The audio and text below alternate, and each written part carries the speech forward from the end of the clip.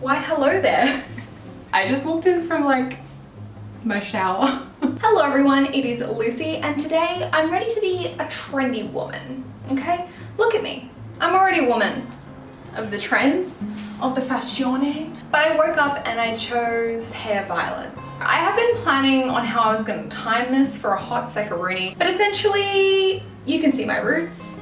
Yeah! That's the situation. Today I was just feeling like I really wanted to explore 2022 trends because it is 2022 and I haven't taken dye to this hair this year thus far. And as we all know, I don't know exactly when they did it, but they did it. They is Pantone, not Panettone, not Peloton, definitely not Panettone, which is that cake, which, you know what, I know a lot of people really like it as it is, but I just couldn't go into it. I'm really sorry to all people who like Panettone / all of Italy. I'm sure it is good. I just haven't found my one yet that I connect with. Anyway, holiday season is over. It's a new year and I need to do something. I thought since Pantone released their color of the year as Very Peri, I thought we could get Very Peri with my hairy. Now, I have seen all the pictures of all the beautiful people who've dyed their hair this color and they look stunning, including my lovely friend Alex, and coincidentally this is actually Alex's bottle. I'm sure a lot of you have been following her hair journey over on her channel. I was actually one of the people who deposited the black dye onto her noggin. Not sorry for doing it, sorry for making a mess because I don't have the best dye application, as you're about to find out in this video. But Alex is basically kind of finishing her kind of fashion fantasy hair color dye journey for the moment. So we actually had a little bit of a hair dye swapperoo because actually, fun fact, if you didn't know, and I don't assume that you would know, I had dyed red hair, like Albany natural-ish red hair for end of high school, early uni, and then I kind of stopped doing that. But I think it was actually in February of 2020, which was when I was on my last holiday to Thailand, which ended at a very good time. I had my hair red / orange again. So I actually had a lot of hair dyes that were designed to give you that coppery red sort of Albany ginger fantasy. So I don't need that anymore because I'm kind of like not in that stage. Alex doesn't need her blue, pink, purple colors anymore. So we did a swap and now we're in this situation where I have a Periwinkle hair dye, I have roots that haven't been done. I'm meant to be going to the salon, but I'm not going just yet and I want to do it. So we're gonna do it. And I want to be a trendy lady because it's the Pantone color of the year. SEO keyword, Pantone color of the year, Very Peri, Periwinkle hair dye, Arctic Fox. Internet marketing is my passion. So anyway, let me show you my hair at the moment. Let me just take my hair out with this. Is that a silk scrunchie from Lilysilk? Are Lilysilk the sponsor of today's video? I think they are. For those of you who aren't familiar with Lilysilk, let me give you a brief introduction. Lilysilk is an online retailer that stocks a wide variety of quality silk products. Everything from pajamas to pillowcases to bedding sets to clothing, the works. I started incorporating silk products into my beauty routine, I want to say over a year now, and it has genuinely made such a big difference to my skin and hair. Our buddy Mulberry Silk has a lot of benefits for hair and skin. Imagine you're going to sleep and you're resting your precious little noggin on the pillow and you're always lying on the cool side of the pillow.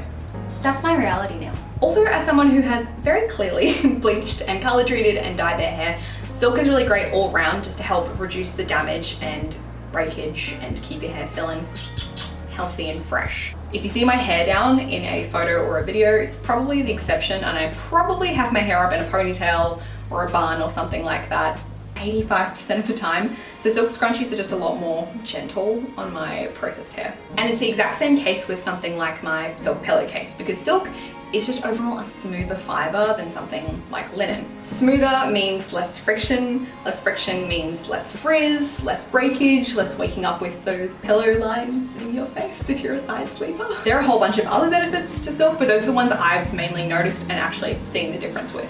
So you can check out Lilysilk's full range of products on their website by clicking the link in the description box below. Thank you again to Lilysilk for sponsoring this video and let's dye.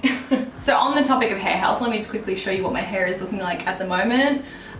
This is just shampooed, conditioned, blow dried, and I did it last night just so it'd be nice and clean so I could just dye directly on it today. And the last time I went to the hairdresser, I basically just had my roots done, and I've had a kind of cool toned toner put over my whole noggin. The only thing I will say is sometimes I do leave it a bit long between bleaching sessions. It's something I want to get better at. Partially my fault, partially the Panini's fault. We'll just call it a draw. But hopefully, depending on how this year goes, I'll be able to go a little bit more often and not have as much of that banding. If you are a platinum blonde or you have been a really light color, it happens sometimes. I don't know, I'm definitely a vain person. Like, I care about these things, but only to like a certain point. And ultimately, it's not a big deal. It's more noticeable when you kind of take the shine away, but in the light, you can't see it as well. But I am about to go back to the salon soon anyway, so yeah.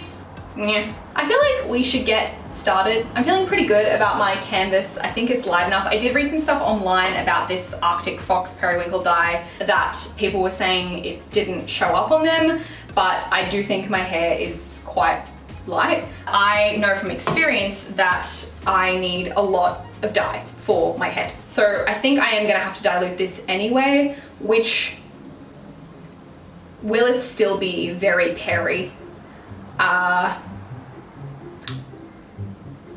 You know, it's more the concept. It's more the abstract idea than necessarily the exact execution.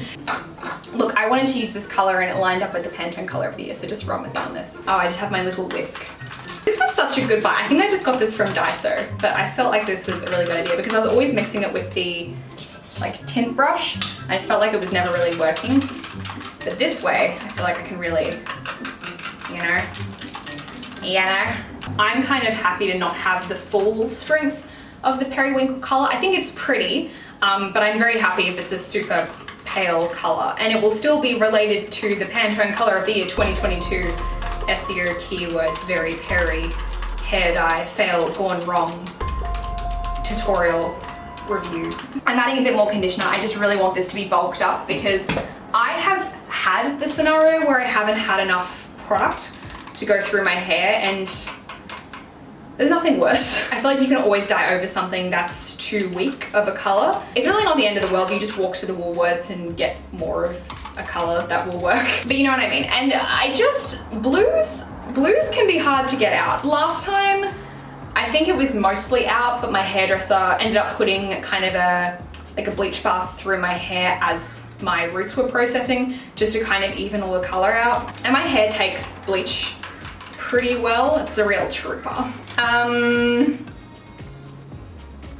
My head is empty like 90% of the time. I'm not overly keen to have a really strong blue in my hair because, like I said, I am planning on going to the salon again soon. And you know, I can always just wash it a bit more than usual because I really only wash it like once a week. Doesn't really need more than that. And I just know that, you know, because I'm probably going to go to like some type of silvery color maybe, although I am kind of tempted to do like a cool tone, like milk tea, beige brown.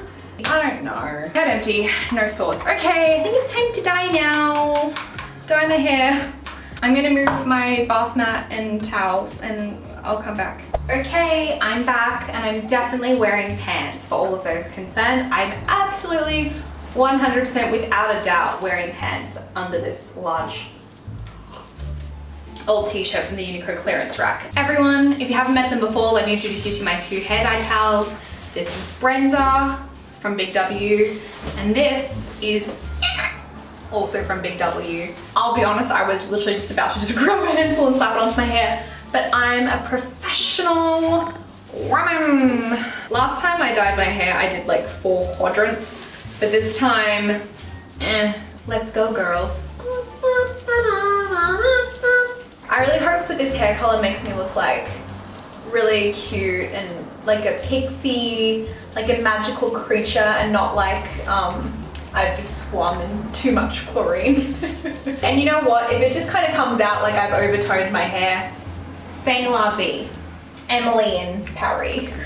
Okay, I don't know if this is a niche experience, but let me know if you'd experienced something similar to this. That just covered my entire big toe, and that is why we put down a towel. and remove all of our towels from the vicinity. So if dye gets on things, it does not matter. If you worked in a company, or if you do work somewhere, if you're in a workplace, if you work in a workplace, and your fellow employees are typically more of the older generation, okay, if you work with some boomers, and you possess the characteristics in that you are likely a young woman, probably extroverted and like fashion. Bonus points if you work in marketing. Have you had your co-workers tell you that they remind you of Emily in Paris? Because I feel like there is nothing more, it's not offensive, but it is, but it's not. Because I've seen the show. Because of course I watch the show, because of course I do. In case you couldn't realize, I was telling a personal anecdote. It's about me, not anyone else.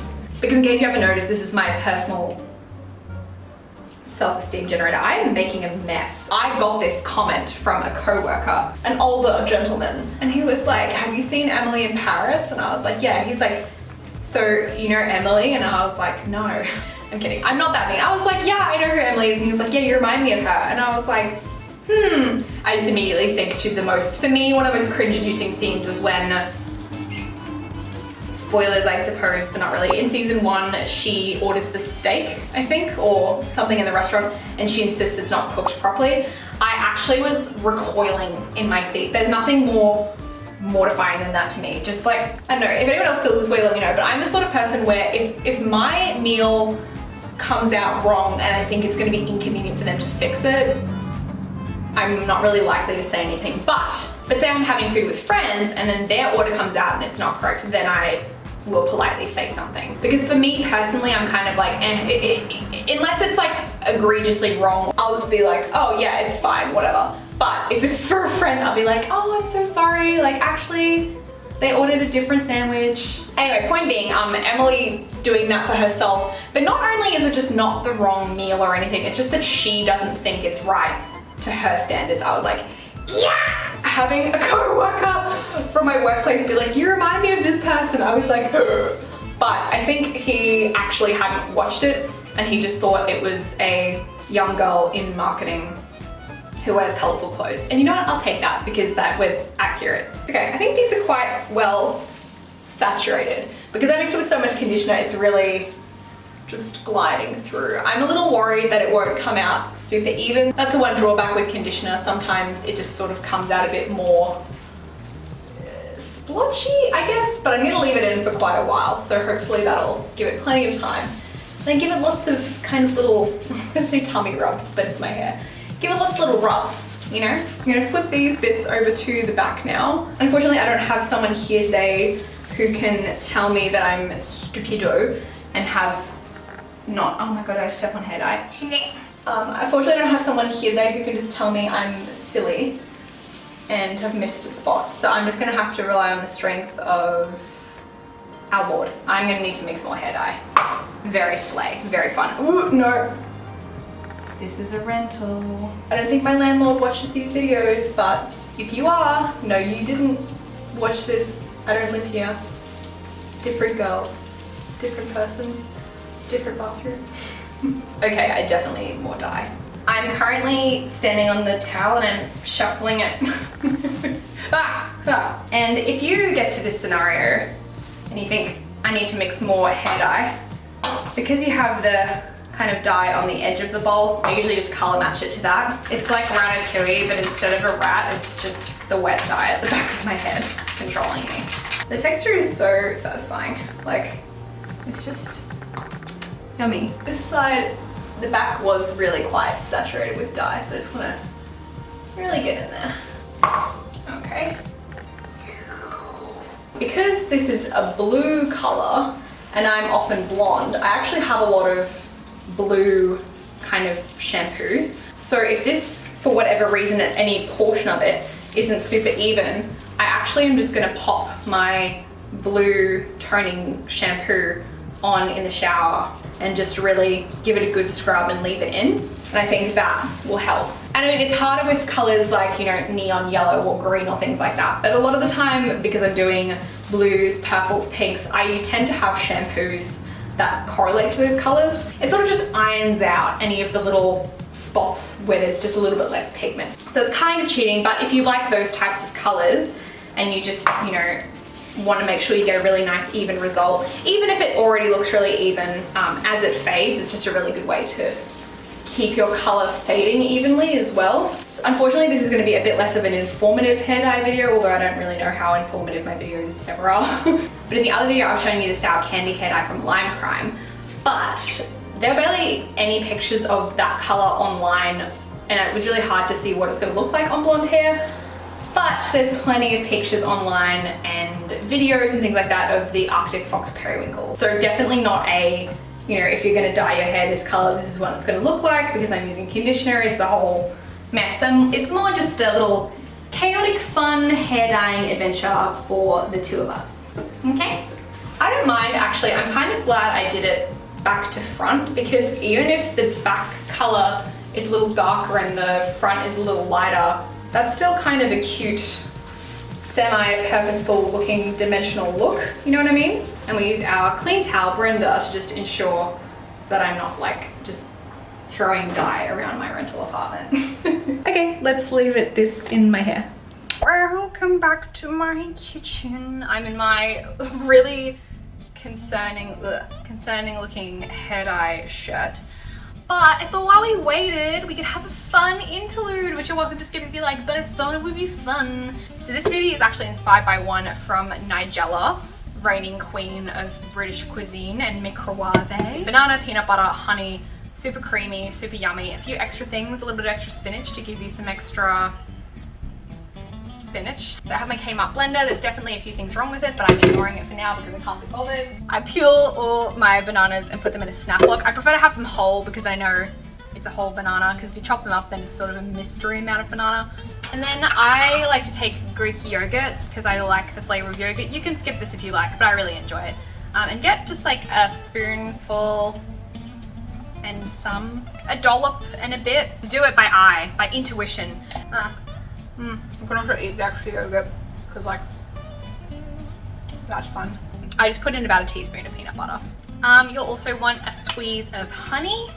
Squeeze that in, just a squeeze and a bit. You can always add more to taste. And then you would want to add cocoa powder.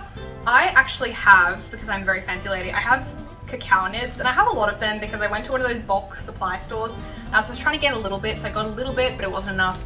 And then I held it again more forcefully and a whole bunch of cacao nibs came into my bag.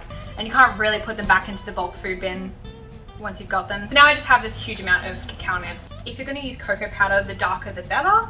I would say like a Dutch process. I know I'm getting a little bourgeoisie, but I'm a foodie gal. I love my foods, I love my baking, I love my cooking. Dutch process is a darker cocoa powder, so it'll have more of like a chocolatey kind of taste. A lighter cocoa powder, just like your classic Cadbury or Hershey's cocoa powder, I don't know, is also fine, but maybe you might want to use a little bit more to get more of that flavor. You can either add an espresso shot if you like, if you want to go really breakfast, get up and go smoothie, or you can add just coffee, instant coffee. I do like coffee, but yeah, I'm not adding that today because I will never go to sleep. If I have a coffee past, I want to say 11 AM, I will be up until 2 AM minimum. I'm already a bit of a night owl, but that makes it a lot worse. And then almond milk. So some of that. I just kind of look at it. Out of everything, this is the easiest thing to add more of. I like to get my smoothies to be as creamy and thick as possible. So I try to add the least amount of liquid I can, and then if it's not really working with the blender so well, I'll add a little bit more. So about a cup, maybe, I don't know. Oh, less if your banana isn't frozen. If your banana's frozen, you can add more. If your banana's not frozen, add less. And then I get this amount of ice cubes, like a handful, if you have a larger hand than I do. You can obviously use dairy milk or any non-dairy milk you like. I like an almond milk because we're already doing peanut butter, so it works with the nuttiness. Even though I did add dairy yogurt, I don't have any food intolerances that I've discovered as of yet. So I'm fine to have dairy, but if you don't want to use the yogurt, you don't have to adapt it for yourself, but just keep in mind the ratio of solid, icy, creamy to liquidy. Heck, I forgot the spinach. Normally we have spinach in little cups, but at the moment I think we just literally have like a huge block of spinach. That's a bit much. Okay, I'm gonna put it in a plastic bag. That's very silly. Anyway, I was gonna make it really nice and green for you, but I don't think that's gonna happen. That's so silly.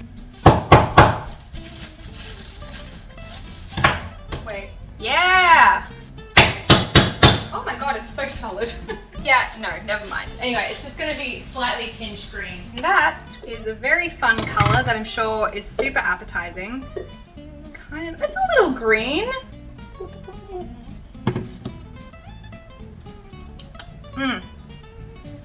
It's so good.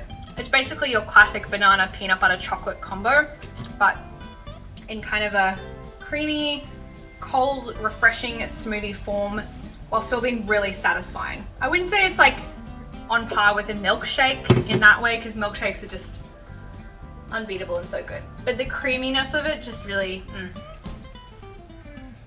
Alrighty, I will drink this smoothie and do some things and come back to you when it's time to do more hair things. Hello, I have returned. And so have the crows. Oh la la! That is looking not bad at all. Okay, I'm gonna jump into the shower, I'm gonna rinse this out, and fingers crossed. Hello. I think we have achieved success. When I rinsed it out, because I had a little bit of that yellowy deliciousness, it was looking really minty, not minty, like a turquoise, you know what I mean? It was not like a cool toned Peri, but now that's all just my roots. Iconic. You can see, oh, there you go. See a little bit. But now it's kind of more of that like frosty Peri color. Not the most even dye job, but you know what? A good blowout can really do wonders. And I'm not overly fussed about it being a professional job because I'm about to get my hair done professionally soonish anyway, so. The light is fading. So what I'm gonna do is I am going to style it and get all cute, and I will come back to you tomorrow when the sun is also here. Okay, bye-bye. Okay, and here is the hair reveal. Like I said, definitely a lot less vibrant than probably the swatch from the Arctic Fox website, but considering I diluted this about 50-50 with conditioner, I think it turned out pretty cute. I actually really like the color. I think it's really flattering on my skin tone anyway, say so myself. It's definitely a little bit patchy, but again, I don't really want to attribute that to the Arctic Fox dye. I want to attribute that to my application, state of my hair, and the fact that I mixed it, right? I don't really feel like it's fair to judge, but considering I dyed it and then I gave it a quick shampoo just to get any of the extra residue out of my hair, then I popped on a blue shampoo. I use this one from Movo. It's designed for blondes, but it's got quite a blue, purpley tone rather than the typical purple shampoo. You know what I mean? It's more of a blue purple shampoo. It's a blue shampoo. It gives you more of those silvery kind of tones. Again, you can kind of tell where the banding was, but it did remove a lot of that yellowness. And I actually think it's gonna wash out really nicely over the next week or so. I'm not overly concerned about making sure this sticks around for a really long time because I'm not really intending it to be. I just wanted kind of a fun pastel rinse for, you know, a week or so, just to give it a go, because blue isn't my favorite color to be, really. I prefer the purples and the pinks. They just speak to my heart a little bit more, but I think it's still fun and a nice color to be for a little bit. So it's a little bit more purpley silvery because I did shampoo on top of it, and you can see these bits here where I first applied the dye are a little bit darker, but I actually don't think that looks bad dimensionally on my hair. It would probably look worse to me if this side was really dark or whatever. The unevenness is even. I also just want to mention that if you're looking to tone down your blonde hair, I think this would be a really great way to do it. I did a 50-50 mix here, but if you did something closer to, I think if you did about a 75 or 80% conditioner mix with, you know, 20 to 25% periwinkle, I think that would create a really, really pretty toning mix. So I'm really excited to head back to the hairdresser soon and really get it professionally sorted, but I just wanted to have a little bit of fun, chaos, hair dye, make a smoothie, hang out with you. Let me wiggle back a little bit so you can see. But that, I feel like it's looking pretty cute, you know? I'm feeling good about it, and really that's kind of the only thing that matters. So I'm gonna have fun with this over the weekend, just hanging out, being a little blue silver anime girl, and then I'll go back to being a platinum or blonde of some variety anime girl, and then probably a pink haired anime girl. I'm just living my fantasy. Life's good. I have some of the other Arctic Fox hair dye colors like Girls Night, which looks so pretty, and I think I have one of the pink ones as well. I'm not sure, but if you have any hair dye recommendations for me that you think I should try out, if you're a fellow pastel hair dye lover, let me know down in the comments below. I do just want to quickly shout out again to today's sponsor, Lilysilk. Thank you for sponsoring this. And as always, thank you so much for watching, and I will see you in the next one. Bye!